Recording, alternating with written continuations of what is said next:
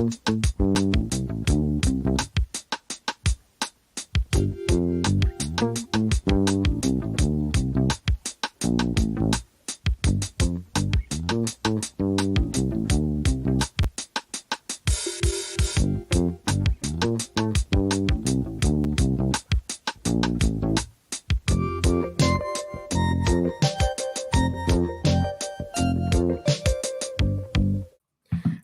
everybody. Welcome to the Improv Network podcast. This is a series of conversations about improv topics aimed at making stronger connections throughout the improv community. I'm James Quesada. And I'm Bob Wick. And we are your educational team for the Improv Network. You can check out the improvnetwork.org, where you'll find all sorts of improv resources, including blogs and interviews, profiles and festival information, and an improv FAQ page where you'll find these videos and lecture videos on improv topics. Today, we have a return guest for a return topic, Shannon Stott. Welcome, Shannon. Hi. Hi, James. Hi, Bob. Yay. Yeah.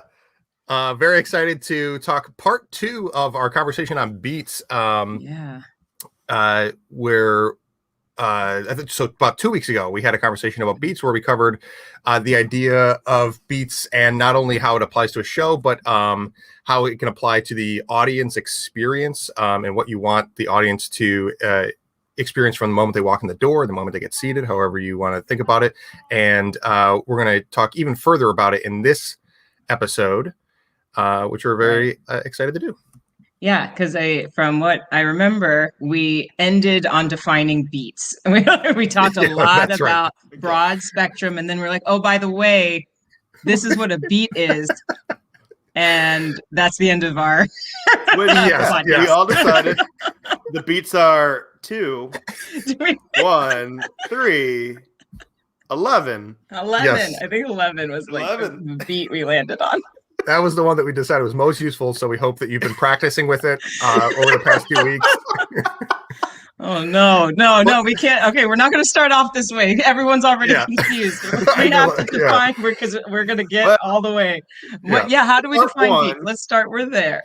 So yes, beats. Part of the reason that we want to cover this topic is because, as we demonstrated last time we talked, it's something that can become very inside baseball and kind of assumed that people know the definition of.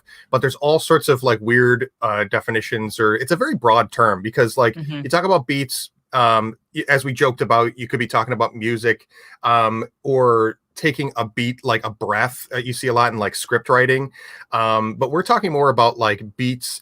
As in what I think of sort of segments or chunks of story or moments in a scene.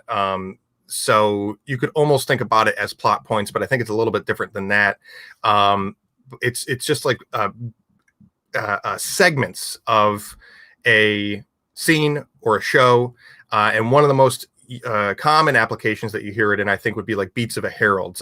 When you chunk out herald into first, second, and third parts, sometimes the parts of a scene that recur throughout a herald are referred to as beats. The first beat of that scene, the second beat of that scene, and the third or final beat of that scene when in the conclusion.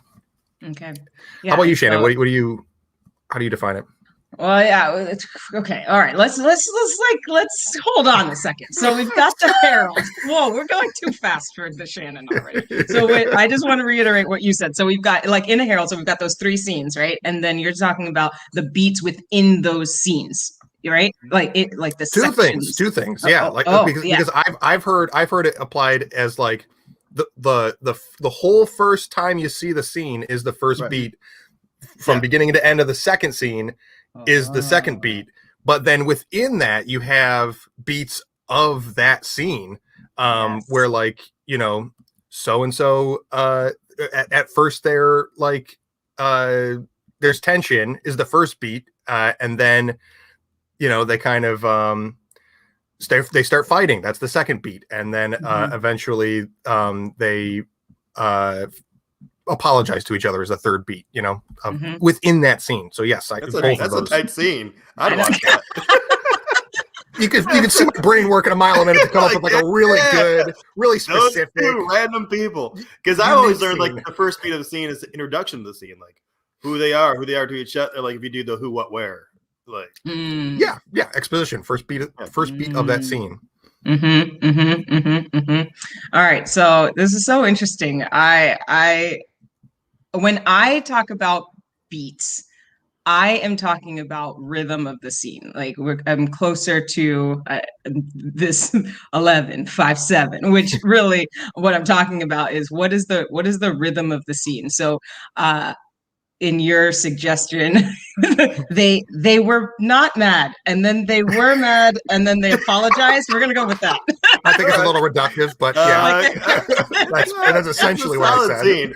If anybody wants to steal that, go for it. You're more than welcome, but please give me the rights, or give James the rights to that yes, scene. Thank you. Okay. But so it's funny because we're really condensing, right? So there's this broad thing with the actual scene to scene to scene, and we can say the word beat to beat to beat as far as those 3 scenes go. Then we can talk about the what you're talking sort of about, Bob, right? With the introduction to the people, what is happening, the who, what, where, why, all the news things that we learn when we are in English class writing stories. Like what are those? Those can also be beats. And then for me, my concern, like when I'm either teaching improv or watching students, is the rhythm / the emotional beats of a scene. That's what I like people to be able to recognize. And so in that little, like, we weren't mad, we are mad, we apologize. I was going to say, it sounds like mine had that. So I have to concur. That's a solid scene. I mean, yeah. within those like little sections, we can even reduce it down to where the emotion actually came in, and can we, especially if we, for the sake of this podcast and this discussion, are talking about narrative in general, right? So where can we even narrow down in that who, what, why, where, the emotional beat. So when we're introducing a character, the Shannon that is the not mad, right? If we're introducing not mad, what is it in the not mad that makes her not mad? Who is she? And as we're finding that out, not just like, what does Shannon do? What is their name? What does she have any brothers, sisters? What, all those things, like the specifics, how they relate to the world. And once we find, like, and we talk about, I'm sure you've heard lots of instructors talk about this, but what is the want of the character, right? And once we can find the want, and once we sort of settle on the want, for me, that's a beat. Now we know where this emotion is coming from, and now we can, usually a beat for me is a good place to edit something. It doesn't need to be a wipe of a scene. It doesn't, but it's a definite place for something technical. I would say technical, like we're editing a flashback. We dive deeper. We talk to the audience. There's a narrator. There's something that shifts so that the audience can easily follow the quote beats of this particular emotional scene, right? Yeah, I honestly, it's like, yeah, that's great. And I think that the edit comment is really interesting because I would say that the first beat of a scene, once you accomplish those things, if you have like a short form game that uses a bell or whatever rule, if you're hosting, that's a good tip to look out for, is like, once they accomplish that first beat, after that can be the first instance of the game rule or the first bell ding or whatever it is.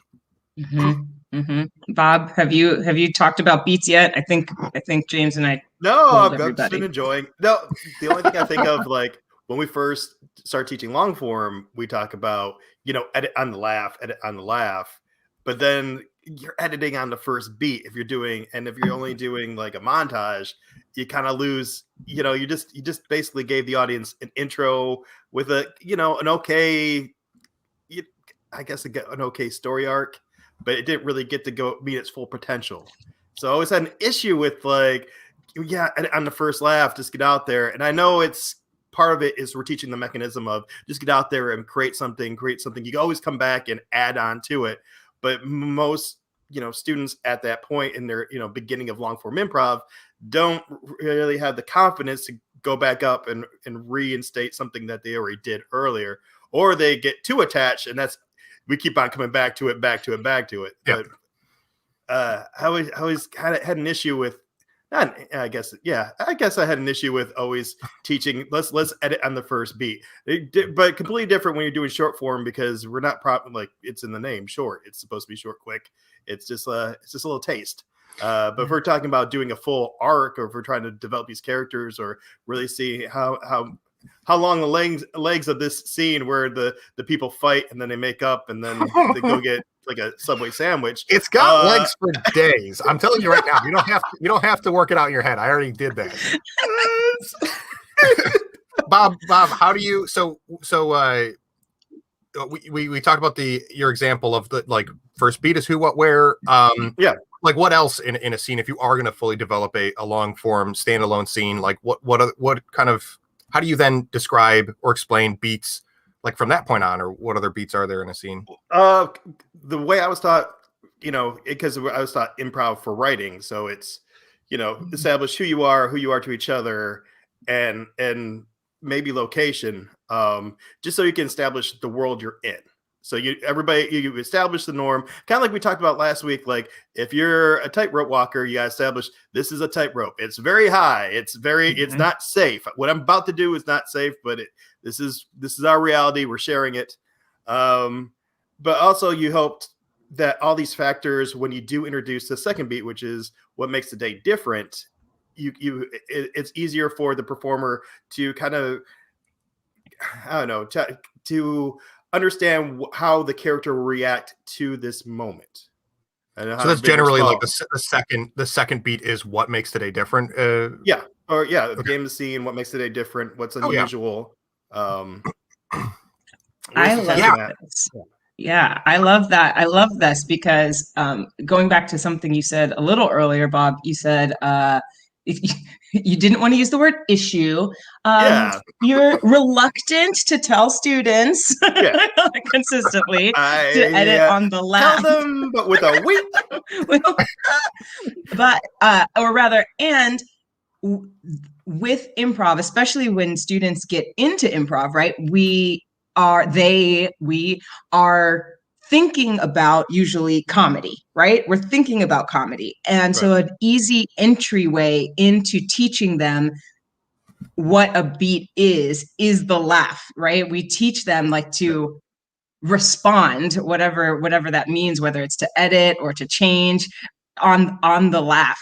And it's so interesting to hear you say that, because once you have that in your phones, it's hard to disassociate, right? Like I definitely remember comedy sports. I'll never stop talking about comedy sports because I love it. It's great. It's where I started. Comedy sports is amazing.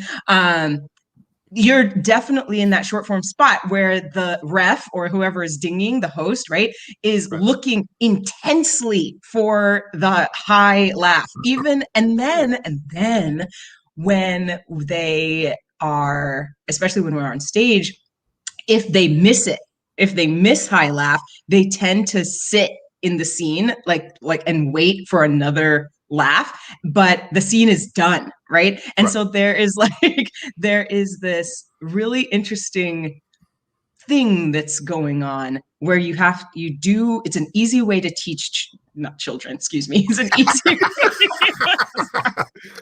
easy way to get children to eat their vegetables. It's an easy way for them to go to bed. You can improvise like an adult. You gotta learn sugar. All before you can walk, okay?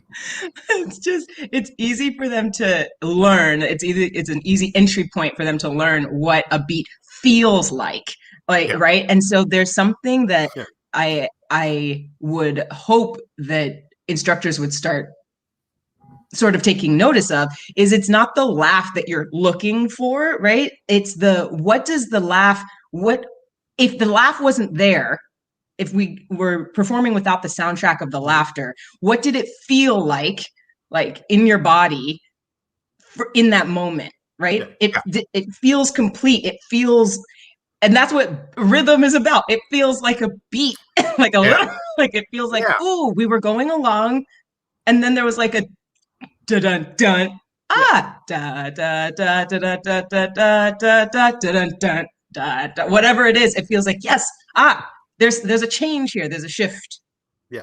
Yeah, and I think that again, just what's really interesting and useful about the idea of beats is that it is this really nice tool, but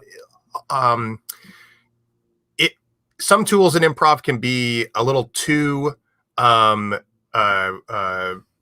we call it specific, I guess. Like whereas like a beat is like it's this nice little like intermediate thing to talk about where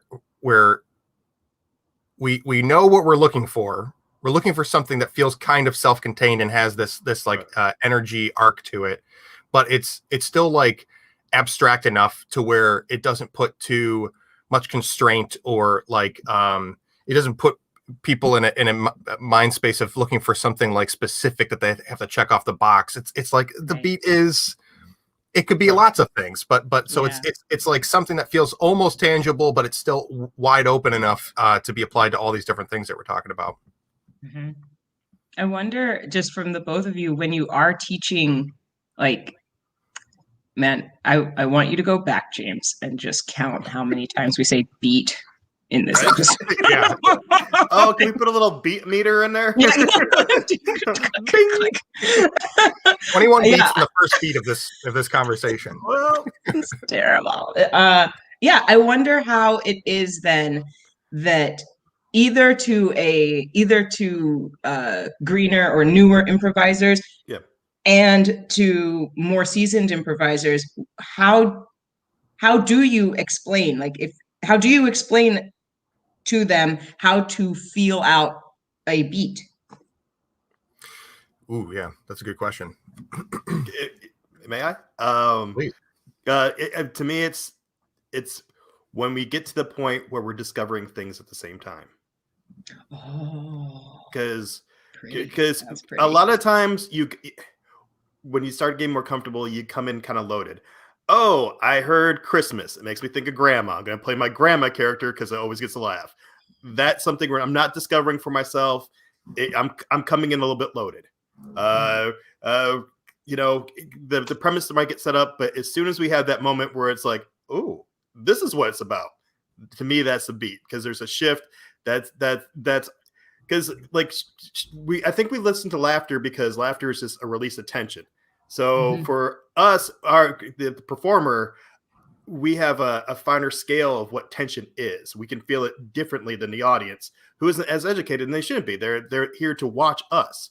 So when we feel that shift, when we feel that tension, when we feel that discovery that we're all discovering at the same time, you're the performer, your scene partner, the audience, that's when the shit gets real. So to me, that's when today's different, because sometimes the audience laughs when you do something like they're going to laugh at the grandma character because, a 43-year-old Pollock playing grandma is hilarious, especially with this beard. I mean, it's comedy gold.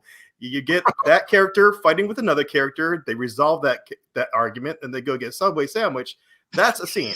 I see that you're using my model. Yeah, I plugged in my shit into your shit, and we had. Oh God, it's gonna be terrible. Nice moment. You're gonna see so many grandma scenes and fighting scenes and Subway scenes out of this podcast. I think people will learn a lot from it. They're just gonna do it. I'm so scared now. Improv will be better for it. Thank you. Yes.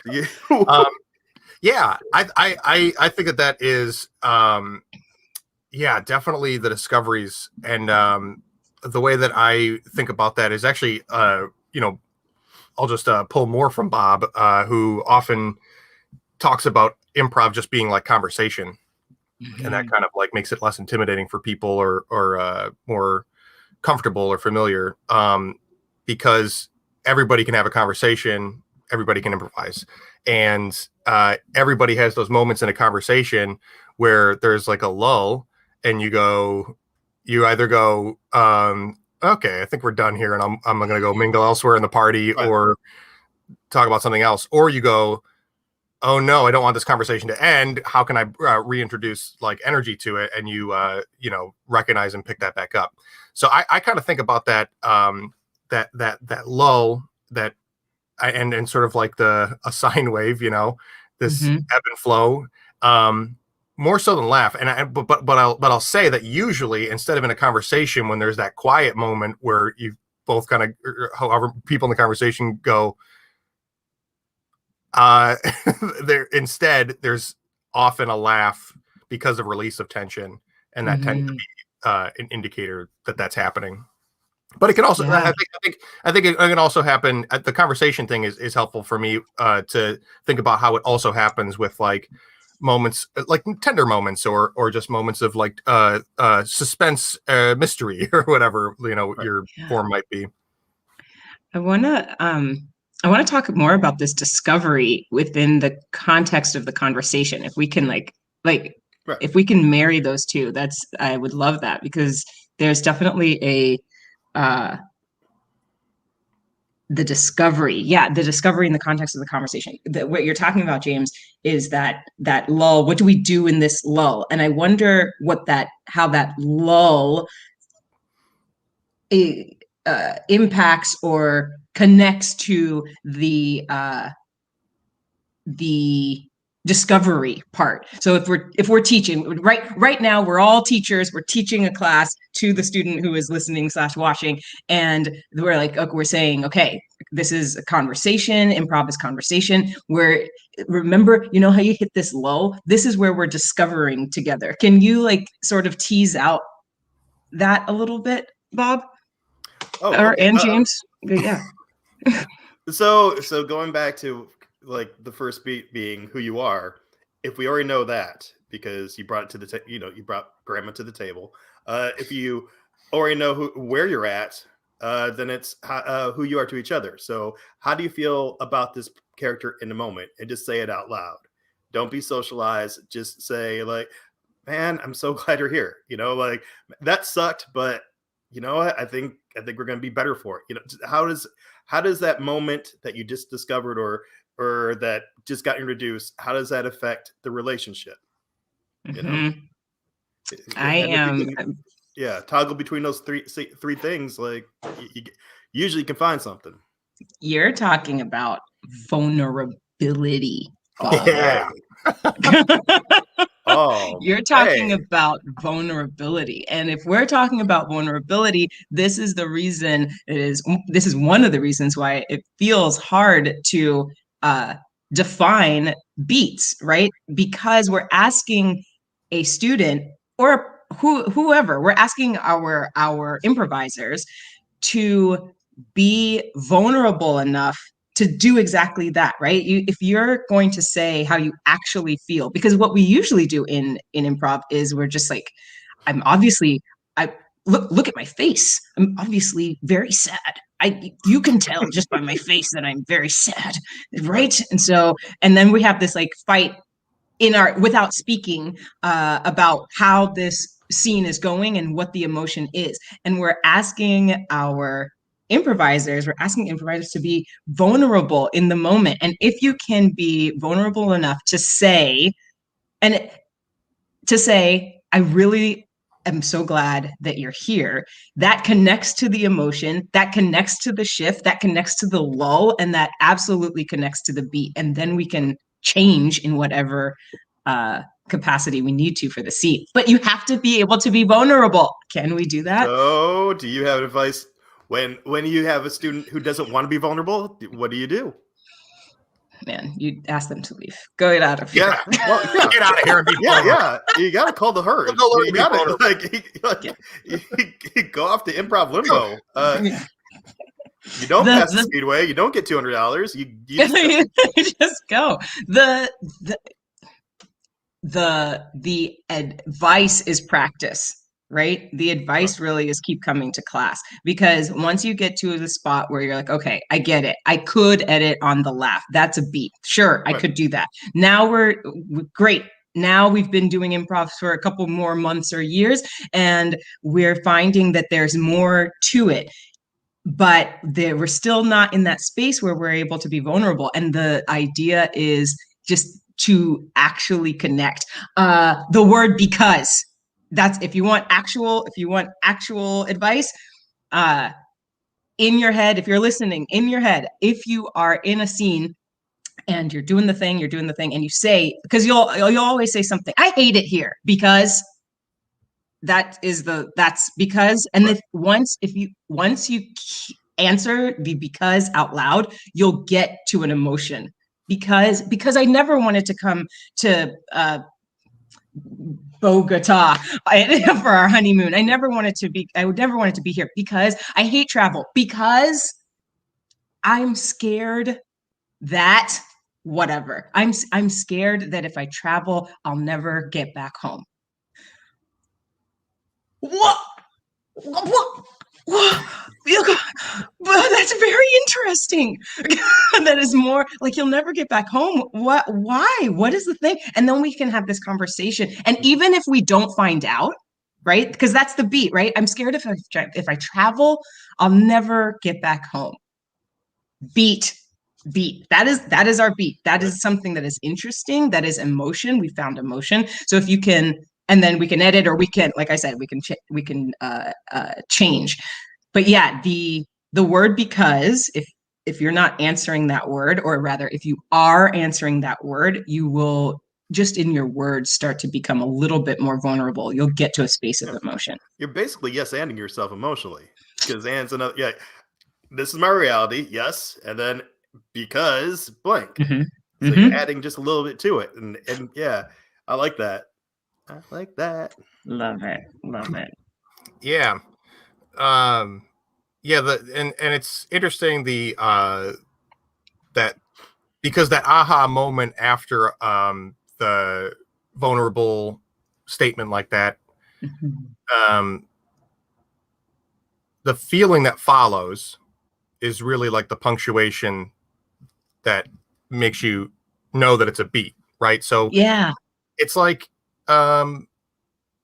when we're saying that like the lull that happens in like normal conversation, or a change in energy, or a discovery, those are things that like happen naturally. There's stuff that you purposefully can do in between and be prepared to do once it changes. But like you follow the because until you say or discover something that makes you go, oh, and then that's the punctuation of the beat, and then you go, okay, that's all I need from that right now. Now, what can I do next with this? I'm scared to leave, and then you move on to that. And then that's the, what makes today different. And then you follow, you unpack that until the next moment you feel, oh, that's all I need from that right now. And now we need to change over to this next focal point. Yeah.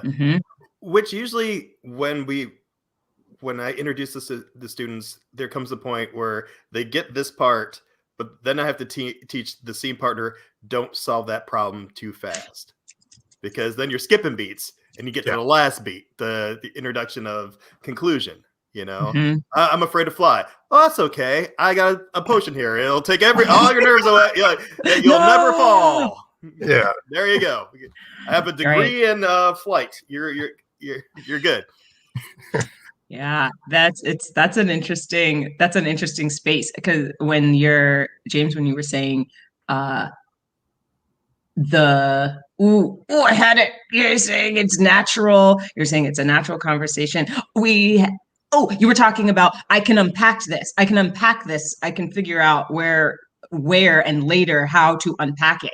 And I wanted to punctuate that it's not just you. It's not just the I that's unpacking, right? So the discovery, if you and I are in a scene together, that space that we're using Bob's word of discovery. If I say, I'm afraid I'll never get home, we should be so connected. James and I should be so connected that we both are discovering that together. We feel like we're discovering that within our relationship, so that in the next scene or whenever, I don't have to do all that unpacking. Like James will help me unpack it, right? And I think it's important to make that distinction just in the context of this being a conversation, right? That we're discovering and conversating together. That's a great point, because if you're doing it by yourself, the equivalent of that in conversation is like when you know somebody has like checked out, right? Yeah, and is like ready to move on, like 5 minutes before everybody else. It's just like that person has checked out, or they're thinking about what they're going to say next instead of listening. So that's a great point. Is that it is a mutual thing, and it's most like mystical and useful when it happens together, because it's like this mind reader moment of a mutual discovery, like in our other way of framing it. I'm wondering how, because I know we are talking about like long form, like we're sort of talking about narrative and how we feel that out, but how do you, if you're doing short form, how do you come to something like that is still, and I don't want to say that, long form or narrative isn't funny, but people who are doing short form they're looking for either they're looking for the high laugh, they're looking for a quick rhythm. So how do you find that conversation quickly? How do we do this in ABC scene, for instance? That's a really good honestly, I think you have to play more emotional then, because so the example I usually give, if you kind of establish who you are to each other and where you're at, every bit of information from then on is important. And usually there's a game built into the scene which delivers new information, so you can have a different emotional response. So for example, if you're waiting in a cafe for your friend who's always late, you're probably pissed off. But if you get a phone call and you find out your friend just got in a car accident, that's new information. Your emotions should change on a dime, and now your character's a little more interesting because we see this shift. We're a little more invested. So every time your ref or your host rings a bell, you get new information, and you should treat it as if it's the most important information to the scene. So it's kind of hard to keep a strong narrative throughout the thing, because these games are usually built to really throw you some monkey wrenches into your machine there. But it's just how you play. If you can play it natural, that's kind of cool and unusual. Or if you play it big, that's another way of going about it, I guess. Yeah. No, people are like, why does Shannon keep coming on to this show? She just asks questions. Like, why does does she not know improv? Like, I do. And so, I totally agree with that. And we're just going to take ABC scene because it was the first thing that came to my brain. But there's this idea or feeling in short form that the game is the most important, right? We have to nail this, like, Abacus, get me my coffee. Bob, I don't have any coffee. Chris, where's the coffee? Dogs like coffee. Like, we're like doing this thing where we have to play like the actual game, or rather that we have to play to the height of the rules, right? Yeah. But you can still have a regular conversation, just like a nice, easy, we sitting at this bus station and we're having a regular ass conversation about Arizona because cats, whatever it is. But we're having a regular conversation. And in that, if you can train yourself to realize that the audience knows the game. The audience understands. They don't know that it has to be super high energy or not high energy or whatnot, but they're there for you. They're going to support whatever it is that you do. So you can still find those like emotional lulls. You can still find those emotional beats and impress and play the game without scrambling, letting your brain like dogs like coffee. I can't do this. Not so easy now, is it? I can't play this game. I have a by template myself for right you. now. It's Yeah. very difficult. But I think that's I definitely hear what you're saying, and that like it should. I think the idea that it should be more focused on the scene is a great point and a great way to approach it. Because like I love the idea of trying to sincerely accomplish something that is impossible. That's one of my favorite things. Mhm. And I think the idea of a lot of short form is that like you're trying to do a scene. So we're talking about scenic short form games as opposed to line games or other non-scenic games. While you're doing a scene, the more sincerely you try to accomplish the scene, the funnier it is when the rule disrupts or makes that challenging for you. And so I honestly, in a practical sense or as a teacher coach, I probably wouldn't focus too much attention if I'm coaching a short form team on like the arc of a scene, but like getting that that first beat of who, what, where established in a way that is not rushed, but graceful and efficient. Mhm. And then just acting the reality of the scene after that. Don't worry about heightening and beats and stuff. The game is going to get in your way while you're trying to act. And that to me is enough. And then the better you are at long form and doing a full arc of a scene, the better your short form will be. And maybe that is something that you'll take time to like focus on and enhance. But for the most part, just focus on acting is my feeling on like trying to do short form while the rule gets in your way. Mhm. Yeah. It's interesting. It's interesting because I think trying to make sure you're acting. Yeah, I tend to. It's not that I go opposite, but I definitely tend to bring in longer scenes and just working the scene before I teach people the game, and so that they have an idea of, oh, this is, I love this like conversation idea. They have an idea of what this conversation feels like, right? And it always feels like this. So students get to a spot where they can have a conversation on stage while folding laundry or whatever it is, digging holes or climbing trees or flying on planes, whatever it is. They can have like their conversation, and then we slowly introduce this. Okay,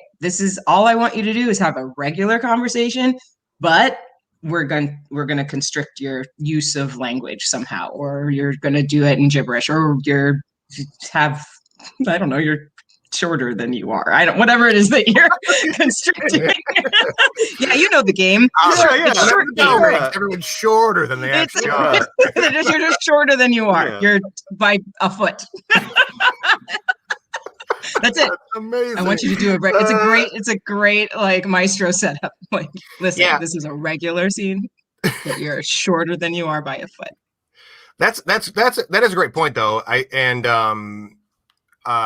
suppose I also think about like short form games in terms of like you should, whatever the rule of the game is, it should be something that you could do in a jam and like describe it in a way that's understandable to an audience and the people who are about to play it enough to try it and get it close enough. Whatever, because it's, like you said, it's really not about the rules of the game. It's about seeing what happens while you're trying to do a scene. So definitely you could approach it from like we just do scenes and like you could, just as an extreme, just be like, and then for the class show, you'll play the games. Like, the idea of approaching it in a way that like you could just try to do a scene and then hear the rules and try it from a blank slate, is a great way to like think about prioritizing scene or at least not getting obsessive about the rules. It's like you should be able to just jump on and do it first time hearing the rules. Yeah. And if you're doing that, and that's never what getting towards, right? Getting it right, right? Yeah. And to wrap us back, because we like to party. We like to party. And we like to party. And the Yep. party is getting away from the discussion about beats. So that is no, that's what we saved the last 10 minutes for.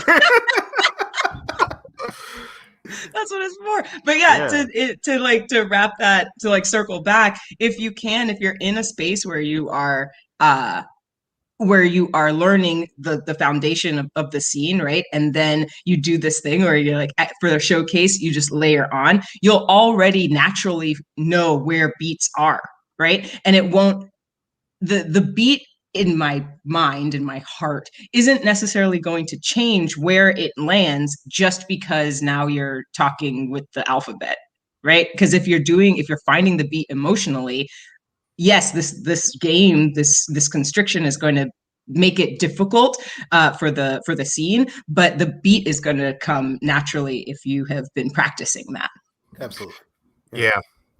One last thing, just on the beats with the short form is I do want to try to talk about beats of a show before we're done here. Yeah. But I also am just thinking, the host too. There's beats of the rules of the game. Something like ABC is internal, right? The rules are internally applied by the players. But a lot of games have a host, and a lot of time it's something like a bell or a call out action. And it's helpful to think about beats for a host too. I'm just thinking that like if you have something like New Choice or the Bell game, where every time the bell rings, you replace the last thing you said with a different idea or different statement to take the scene in a new direction. You know, you see your first beat of who, what, where, and then your first instance of the bell, the game rule. And then throughout that middle pocket, it's like you might do it more and more. You might do it like a bunch of times in a row, and then like just once ring the bell when it's expected that you'll do it at least 3 times or something, to just kind of like toy with how the game is coming into play.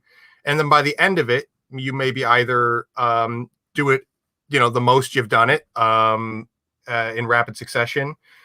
Or there's other games where like you can flip the rule on its head. Sometimes we have like a shift left game where there's 4 people rotating 4 different scenes, and it's generally always shift left, shifting the same direction.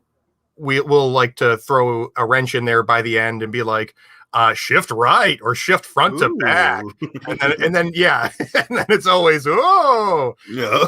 So you know there's like heightening and beats and the ways that you can use the rule of the game too as a host, and the more that you do that, the more you can also take the burden off of the people doing the scene to think about how it's being implemented, and separate those roles. Girl, listen. Okay, you've got my heart like because we're wrapping this into right back into that conversation. We have to remember that the host is part of the host is the show. It's part of they are part of the improv, right? And so exactly what you're saying, there is this like beautiful balance of what is going on literally on stage, right? Like if we're in non-virtual life, right? If like literally on the platform of the stage, what's going on up there, and then what's happening off stage as the host. But the host should think of themselves as part of the show, as being on stage, even if they're like actually on stage. But that idea of the dichotomy between the players, the improvisers on stage, finding their own beats, right? We're finding our own beat. And then the host also contributing to those beats. How are we all having a conversation together? The host isn't like removed. The host isn't watching the show like, okay, now it's my turn, ding. Now it's my turn again, ding, ding, ding. That's not what's happening. We're watching we are in conversation. We are in cohorts. We're improvising together. We're all 3. And there could be 5 people on stage, but we're all of us finding this rhythm together. And what is fun about that is that the audience feels like you're effing with the You can swear on this. I'm like, okay, the audience thinks you're fucking with them, right? The audience thinks you're fucking with the players, but really what's happening is the players should even have an idea, right? It should feel like, oh, I see what's coming. I'm going to say a long sentence and I'm going to say a short sentence, or I'm going to say fox and I'm going to get dinged. And at some point I'm going to say elephant, barbecue, blah, blah, blah. And I'm not going to get dinged, whatever it is, but you should have a feeling of movement, of rhythm in succession with the person who's on stage and with your host. And I'm forever going to talk about conversation now. As improv is a conversation, it's like very apropos. And I love that, James, like this idea of like where the host is, what the host is doing to marry and to be sure that there is one show. There's one show. In my head, I'm thinking about, what am I thinking? What's that? Like drum line. One band, one beat, one sound. Oh, one man band? What are you talking about? The movie. It's an old movie. It's drum line. Drum line. Yeah, that's not that old. It's so old. Nick Cannon? Yeah. Yeah, Nick Cannon, drum line. One archive. sound, one beat. I think it's like one sound, one beat. I don't know. Anyway, you get what I'm saying. I love it. Clear eyes, clear heart, can't lose. I don't know. God, get out of here. Get out of here, old timer. Get out. Young buck. So let's crack briefly into beats of a show, and then we'll see how far we get before we last 10 minutes, baby. Part three. Yeah. Part three. But I think you can take a lot of these ideas and apply them to a montage or a slightly more freeform show style in long form. You can see how it applies to the Herald too, of just like establishing in the first time you visit a scene, we're more concerned about like identifying an exposition of what's going on with these people, finding a game of the scene and whatever.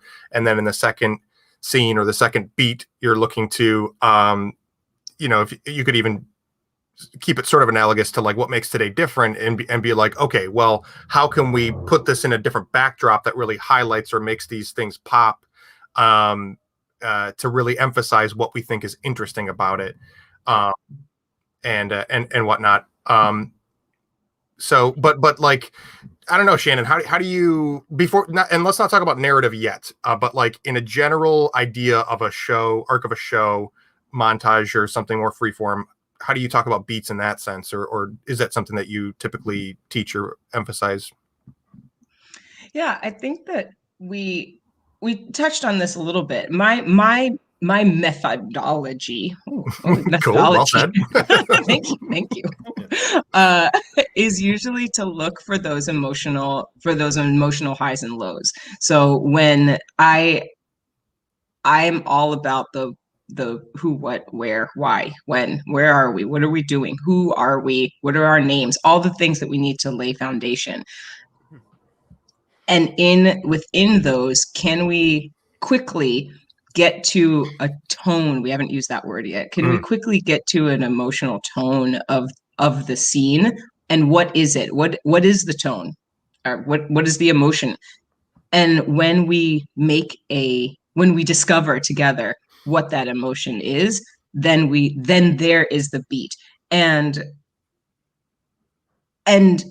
from a editing space, usually I'm teaching people that is an edit. And I don't, like I said before, I don't necessarily think that it needs to be a wipe. It doesn't need to, we don't need to change locations. We don't need to change anything, but something to emphasize that what we just heard, what was just revealed, what we just discovered together is important. Yeah. So when you, in that same idea of like finding a clear tone or emotion, do you also apply that to, like a montage where you're like throughout the show, or not even a montage, but any show, tracking the emotional variety or dynamics throughout a show to be like, okay, these scenes are maybe unrelated, but like we've had some conflict scenes. We've had some like, scenes where like everybody's like bubbly and getting along, like can we then in the second beat or second act of the show kind of explore some like more heavy or dark humor, or can we like how do you apply emotion just like in a collection of scene by scene long form? Yeah, that's great. So we talked last time about the beats of a show, right? Yeah. Or the beats of a show as seen by the audience or as experienced by the audience. And that's where this comes in. So as far as like a montage is a great example of this, because we're hitting our emotions. The emotions are either deep, they're happy, they're sad, whatever they are. And what does the audience need now? Also, yes, of course, like what does the improviser need? But sometimes the improviser, oh, don't hate me, okay? Sometimes the improviser is not as important as the audience, okay? What your needs are sometimes aren't that important. What am I doing it for? What am I doing it for? Yeah. Oh, no. Who are we doing this for? Oh, it's terrible. I paid money for the classes. Right. God. No, get out.